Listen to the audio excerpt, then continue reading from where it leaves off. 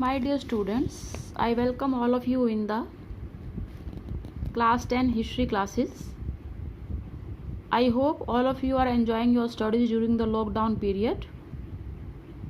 In this video, I am going to explain the box 2 in the chapter 1, Rise of Nationalism in Europe, in your class 10 history textbook, NCERT textbook.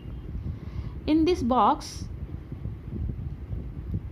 a very important information regarding the contribution of Garibaldi in the unification of Italy is given.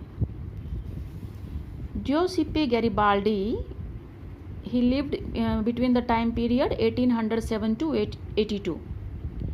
He is one of the most celebrated Italian freedom fighters. Italy के जो आज़ादी के जो स्वतंत्रता सेनानी थे उनमें से सबसे ज़्यादा जो मशहूर है, प्रसिद्ध है, वो है Giuseppe Garibaldi. He came from a family engaged in coastal trade and was a sailor in the merchant navy. उनका जो गैरिबाल्डी का जो परिवार था वो तटीय व्यापार में जो था सम्मिलित था, तटीय व्यापार करता था. और गैरिबाल्डी खुद मर्चेंट नेवी में जो था एक नाविक था, एक सेलर था. 1833 he met Mazzini and joined the Young Italy movement and participated in a republican uprising in Piedmont in 1834.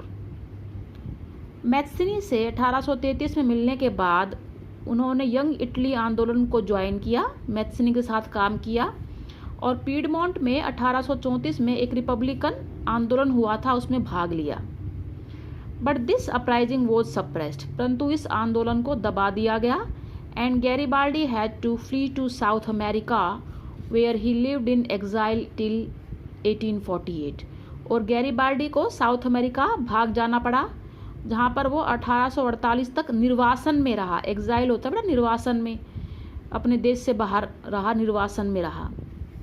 In 1854 he supported Victor Emmanuel II in his efforts to unify the Italian states.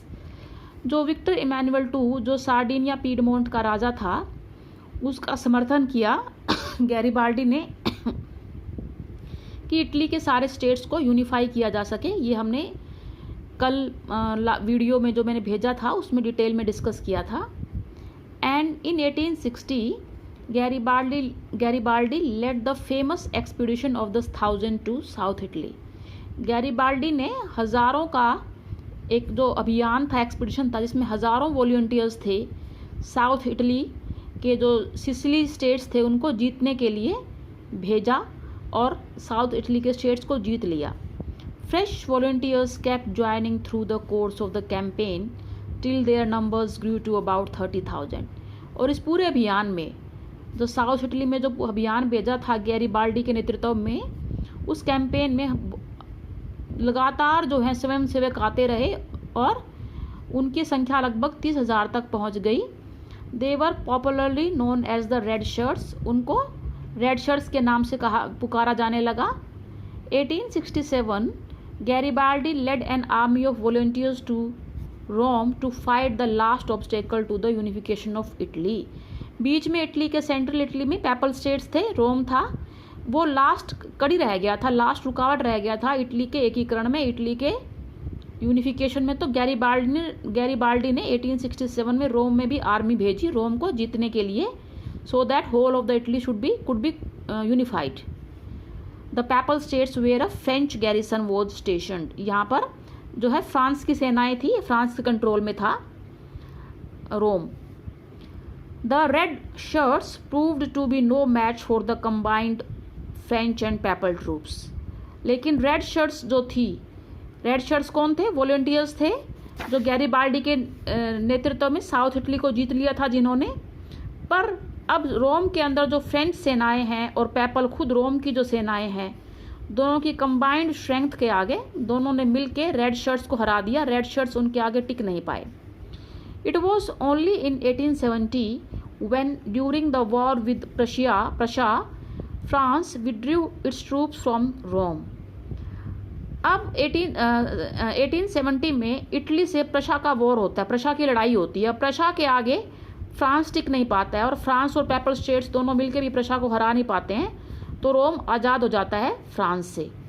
And that the papal states they were finally join to the Italy, और finally जो Rome है, जो PayPal states है, वो Italy के अंदर शामिल कर लिए जाते हैं। Now figure 15 is given below. Can you see who is the person here? He is Garibaldi and he is helping king Victor Emmanuel 2 of Sardinia to pull of the boots. वो boot पहनने में help कर रहे हैं। Garibaldi is holding the base so that the king can enter the boot from the top. अब Italy का map अगर हम देखें, if we look at the map of the Italy on this page, you can see that the shape of Italy is also like the boot, and on the base it is kingdom of both Sicilies, which Garibaldi helped in conquering, and this was combined with the Italy. Now Garibaldi is holding the base means Garibaldi's contribution is conquering the kingdom of both Sicilies. Now king was the ruler of Sardinia. Now king is entering from the top. So can you explain the activity given by seeing this picture? The name of the boot is Italy. ये caricature है, एक व्यंग्य है ये। The artist has portrayed Garibaldi as holding on to the base of the boot. Base of the boot में southern Italy states थे जो Garibaldi ने जीते थे, so that the king of Sardinia Piedmont can enter it from the top. Naturally he has to enter from the top, क्योंकि Sardinia जो है वो इटली के मैप में टॉप पर है। So look at the map of the Italy. What statement is this caricature making? ये जो कैरिकेचर है ये क्या स्टेटमेंट दिखा रहा है? ये दिखा रहा है कि जो आधार था, जो बेस था, वो गैरीबाल्डी ने हेल्प किया कि जो किंग है वो इटली पर फिर से रूल कर सका। इसका मतलब जो रियल, जो इटली का जो यूनिफिकेशन में जिसने हेल्प की, जो रियल इटली का निर्माता है, वो किंग नहीं है, but still king is ruling the Italy. ये एक तरीके सा का व्यंग्य है कि किंग का कोई रोल नहीं था इटली के यूनिफिकेशन में। रोल जो था वो गैरीबाल्डी का था, मैसिनी का भी रोल था बहुत ज़्यादा, but still king was declare to be the ruler of the new unified Italy. So एक तरीके का व्यंग्य है ये। And who helped him in becoming the ruler of a unified Italy? It was Garibaldi and Mazzini as well. So it is a sort of sarcasm, this caricature, ये व्यंग्य है। So I am giving you question on the basis of the box we have studied today. Read this in your textbook and try attempting the questions.